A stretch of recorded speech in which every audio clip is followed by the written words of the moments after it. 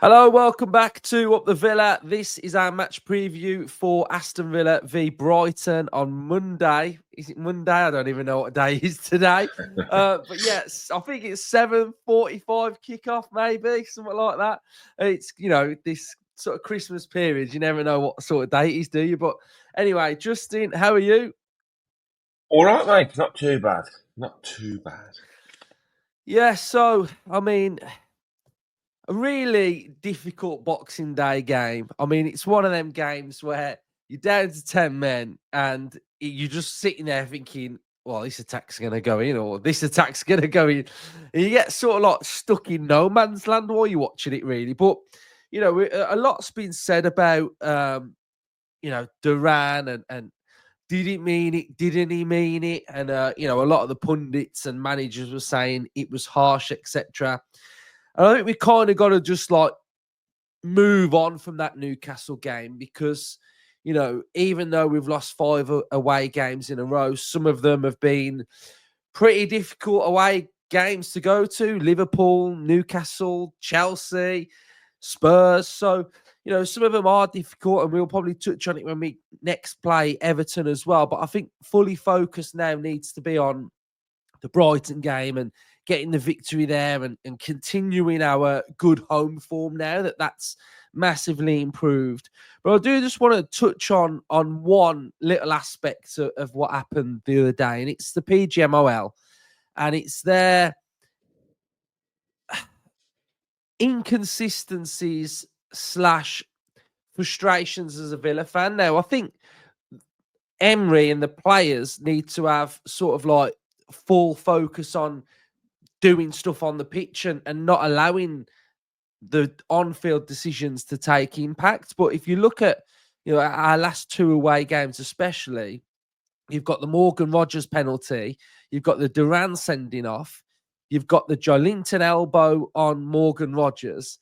So you can see why Emery is starting to get quite frustrated and feel aggrieved to it, because as much as we're fans and we get really angered and frustrated, but Emery, the manager, who's sort of like waking up every day wanting to succeed at Villa, and he knows that all of these fine margins can have a massive impact on a game. You can see why him, Vidagani, and Monchi, are all talking about how frustrated they are.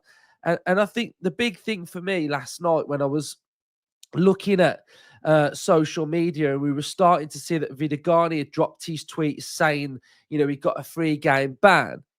This moment happened in the Brighton game, which I just thought was just terrible. Like, even though João Pedro makes no contact with Yarmouk, right, we can see that he's taking a look at where the player is and he throws the elbow, misses, and we get no yellow card, we get no red card. And I just think it just summarises what the PGMOL are like. And I think we've now started to see that new narrative of fleeting contact.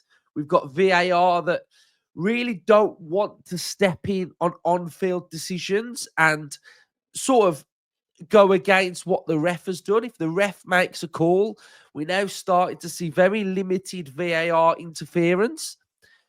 So I can understand why Emery and co are frustrated. I'm starting to get a little bit frustrated. I mean, how are you feeling about some of these decisions and even what you're seeing in totally different games to what we're playing in? Just the inconsistencies. That's the biggest frustration of everything, isn't it? There's a rule book, but every single decision has to be interpreted by the man on the pitch. The biggest frustration for me on the Newcastle Durant sending off was that the only person in the whole stadium that gets the chance to see it again doesn't get sent over to see it again. That makes absolutely zero sense to me. He sees it once. He takes a very long time to make a decision. Now, if he's genuinely seen that as a stamp, then for me, he walks straight over and he shows the red card immediately to Duran because that's in his head. Okay, I've seen the stamp. It's very, very obvious to me. I'll walk straight over. I'll get the red card out and he's gone.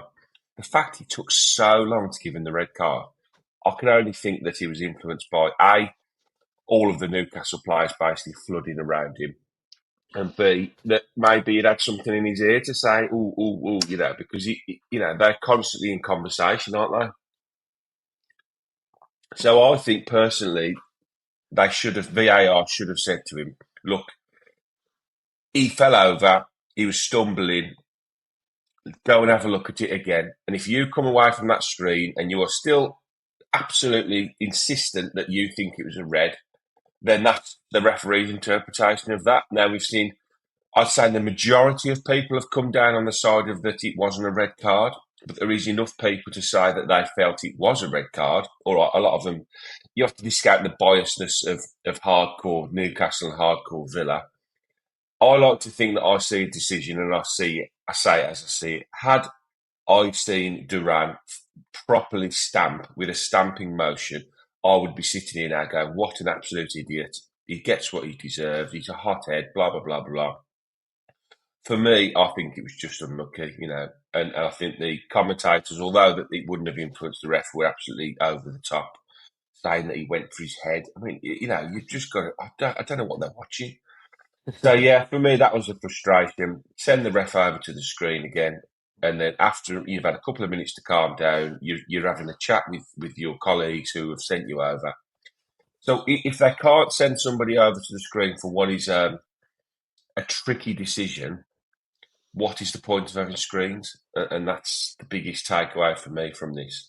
The one against Forest as well, that he should have been sent over to the screen for that one as well, because it's ultimately the ref's decision whether he thinks it's a penalty or not. But I think there was easily enough information in that pull to say you need to go and have a look at that again, because I think it's a 50-50, but he does definitely pull him back. So go and have another look at it and see what you think. Again, with the Duran one, go and have another look at it. The hindsight of having a replay, it's used perfectly in cricket. These replays are used brilliantly. But like you say, I think they're veering away now from referring them to the screen. So what's the point in having the screens? What's the point in having VAR in these decisions? If you're just going to stick with the referee's decision, then what's the point? And again, I refer back to, I'd say 80% of people probably think it's not a red. So then you've got the benefit of an appeal. So we appeal it because I think most people think it's not, and it probably should have been a yellow. And they throw it out. Why do they throw it out? Not because they don't think it's a red, because they can't knock back the referee in this instant, can they? So it was never going to be overturned. I don't know. It's just utterly, utterly frustrating. We've had quite a few of these 50-50 calls go against us, so hopefully it'll right itself in the second half of the season. We'll get a few going for us. Yeah, hopefully. And I'll just finish up on it all. It just feels a bit of a mess to me. I mean, what I don't understand about it all is why each season, or why halfway through it do we start like altering like the not the rules, but the way in which it's being used. Like, where's fleeting contact come from? I've never heard of fleeting contact before this season. So it feels like with VAR, we're still sort of finding our way of what works best and what angle to use it. And, this is the pinnacle of European football, the Premier League. It is the most watched league. It is the best league with the best players. It feels like we go back to when VAR was first brought in, and I think it was when we first got promoted to the Premier League, wasn't it? And you look at what was going on then compared to now. The whole thing was probably rushed to bring it in the first place. And the fact that we're having to sort of like alter certain things, like, do they go to the monitor? Don't they go to the monitor? Now they've got to spend less time making decisions, etc. Like, it should have one protocol for each type of decision. Like, if it's a red card, there's a protocol where VAR can talk to the ref. The ref then goes and has a quick little look, backs it all up, and that is the protocol that they use. But it just feels like game on game, whatever game it is, they're looking at it in a certain way or a different view, or this type of contact's fine, but then that type of contact's not fine, and it's just one big mess. It is a mess, but I think that one of the biggest issues forever in football and referees and of referees is a lot of the rules are subjective, so it's down to the individual on the day, in the moment, to make a call based on his knowledge of the game and his interpretation of the incident. Now, VAR was supposed to bring in to allow more eyes on each of these really, really tough calls, and they are tough calls because they're in the instant. A lot of the time, it can be quite explosive, these moments, when you've got players all running around the referee, screaming, shouting, pushing. They can look a lot worse than they are, maybe they are. And I think that was the Duran one. If you'd have just seen it post-incident, everybody running around, pushing Duran, shouting, screaming at the ref, you'd think he'd literally stamped on his head. So that's why I think that referral back to the screen has to happen. But the other big problem is intent. How do you know that where do you get the intent from? You're basically saying Duran deliberately stamped on him. Now, for the life of me, I don't see that. Yet you've got the Brighton one that looked very like the intent. Now, yet he doesn't make any contact, and he could argue that he was just really annoyed and he deliberately wazzed it past his ear to show him that, I was annoyed, but I never made contact. But it definitely looked like the intent was there. And our still image is a lot more damning than an image, than a moving image. But that was far more intent than the Duran one, even though Duran made contact. So these subjective decisions are so hard to sort of come by. But again, that's why you've got the screens. That's why you've got 2-3 blokes sitting in a room watching every single thing happen in a game. And if they feel the need to, they can say to the ref, go and have another look. And it might be that they go to the screen and they stick with their decision. And I sort of think half the time that's fine. If you are absolutely adamant that you've made the right call, then that you have to stick by it. But I think they need to be sent to the screens more for these really, really tight calls. Otherwise, There's no point in having them. Yeah, I agree. Right, so Brighton up next then. They're a team that aren't in very good form. They haven't won in 6 games. They've drew 4 and lost 2. So they're not in the greatest of shape coming to Villa Park. Generally, we sort of have a pretty good record against Brighton anyway. We've got the 6-1 from last season, a 2-1. We've got a 2-0. So we're unbeaten in our last 3 home games against Brighton. Justin, how are you sort of feeling coming back off the Newcastle game now? Because I think we've got a big positive of Ramsey back in training. He pretty much is probably going to be involved in the matchday squad, so that's a boost. We've got Bailey back as well. Home form has improved dramatically, so I think that's good. Like I said earlier, we've just got to try and somehow sort out this away form. So how are you feeling going into it? We had a couple of good results, didn't we? Recently at home, great result away at Leipzig, disappointing Forest, and then we sort of came back with the Man City win. So we sort of won 4 out of 5. I was hoping to nick something away at Newcastle, knowing that we've got these 3 games in a row coming up at home, and like you say, with our home form improving, if we could have maybe nicked a draw at Newcastle, then with 3 winnable home games and then a trip to Everton, we really could have been motoring going into the new year. But we've had a bit of a setback at Newcastle. I'm hoping the circumstances around the loss are going to fire the lads up, and I think it will. Yeah. I think they'll be absolutely gunning for Brighton on Monday, and they'll be wanting to really start, kickstart the new year, positively. And the Ramsey, hopefully recovery from injury, and he wouldn't be in the squad unless he was fit. So that's another big bonus. We're obviously going to be a striker missing, with Duran missing, so it's a massive opportunity for Ollie Watkins. Football is a brutal business, and after someone that played up front, albeit at a very low level, I was always quite happy when the other centre forward wasn't there or was injured, because it meant I knew I was playing. So Ollie's got a chance now to regain the shirt, to stamp his authority back on the team. 3 home games in a row. He's going to play all 3 of them. He's going to start all 3 of them. So yeah, I think Brighton. A lot of teams in this league are very, very up and down this season. And I think this is barring Liverpool. I think who have, the consistency levels are very, very good. Everybody else can beat anybody else, and it's wide open. I still think all three of the Arsenal are making a bit of a move, but I still think at least two of the maybe top four places are up for grabs. Fifth is very much possibly on the cards for a Champions League berth as well. So it's all to play for, isn't it? And this is a huge opportunity over the next 2 or 3 weeks to really, really put ourselves back in amongst the conversation. So yeah, it's a big opportunity, and I expect a big performance Monday. Yeah, all I want to see is Ollie Watkins doing this celebration. Like we've seen him do it before, and he's like, "I'm here, I'm the man." So hopefully we get to see that. So I did want to ask you about sort of Watkins. You've touched on it a little bit, but we'll still chat about it. Yeah, You are right that he has now got the perfect opportunity to sort of not silence the doubters, but just block out all the noise and just let his football do the talking. Because the ideal situation for Watkins is that in the next 3 games, hopefully he scores in every single game.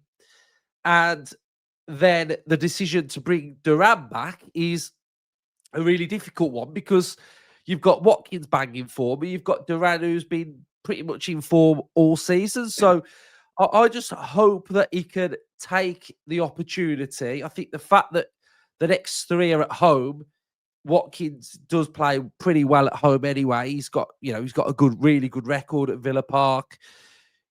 And 2 of the teams that are coming to Villa Park, Leicester and West Ham in the Cup, not having the greatest of times, are they? So, we could try and exploit those teams, especially. So I just hope that he does take it. The worst case scenario is that he scores no goals, and like you're at a point there where you're thinking, well, Duran's got that number 9. Duran will come straight back in. So I just want to see him sort of like, I want to see that striker battle now. I want to see him sort of show a bit of sort of like not personality, but a bit of mental strength to sort of come back and say, you know what, like you can put me on the bench, but you can't keep me off the bench. That is what I really want to see. So yeah, how do you feel like he's going to do in the next 3 games? I feel like I don't know. I mean, I don't. This is only my gut feeling. He's pissed off, and I'm glad he's pissed off because that's what I want from our players. I don't want anybody on the bench happy.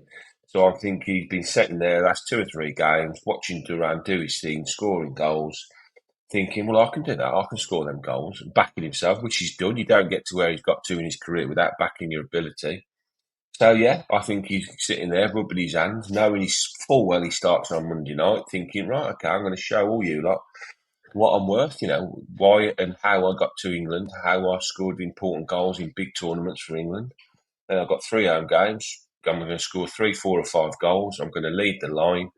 It's a tough call on formation because we've played the same team last 2 games, so I don't know how we're going to go into it, but you would think Rodgers is going to play in and around him. So hopefully they're good foils for each other and they both can have really good games and we can be on the front foot. We can be, I felt sorry for him against Newcastle because he was on hiding to nothing when he came on because he was literally backs against the wall. We barely got into our attacking half. So he had nothing, he couldn't do nothing, could he? So we're going to have majority possession. We're going to create a lot of chances over the next 3 games. If he can bag at least 3 goals in the next 3 games, then he puts himself, massively on as the main striker again. So I love Ollie Watkins. He's been very, very good for us. He's going to be our top Premier League goal scorer at some point. Yeah, I think we've just got to respect him. I know he has a bit of stick. He misses chances, but every striker misses chances.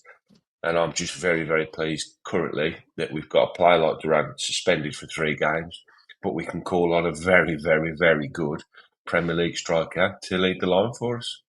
We're very Yeah, lucky. the word I was looking for, character. I want to see him show his characters to come through and just play really, really well. So I think that's pretty much everything for this episode. We've got predicted lineup, which will be coming out tomorrow.